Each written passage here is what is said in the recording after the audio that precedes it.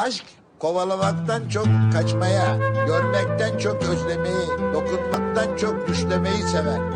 Öyle haindir ki bu aşk. Nerede imkansız varsa gider onu sever. Aşk üzerine her şey söylenmiştir ama herkes tarafından değil. Şairler ve yazarlar takımından söylemiştir. Onlar aşkı anlatmak için bu kelimelerden hep medet ummuşlardır. Yanlış, ters.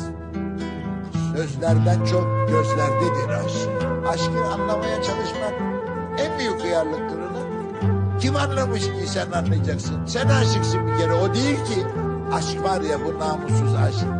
Gülün dikeni var diye üzülmekten ziyade bir diken çiçek açmış diye sevinmeye benzer. İlk bakışta değil, son bakıştadır aşk. Yani ayrılırken sana nasıl bakıyorsa o kadar sevmiştir seni. İşte bu kadar. Bilmem anlatabildim mi? Teşekkür ederim Servet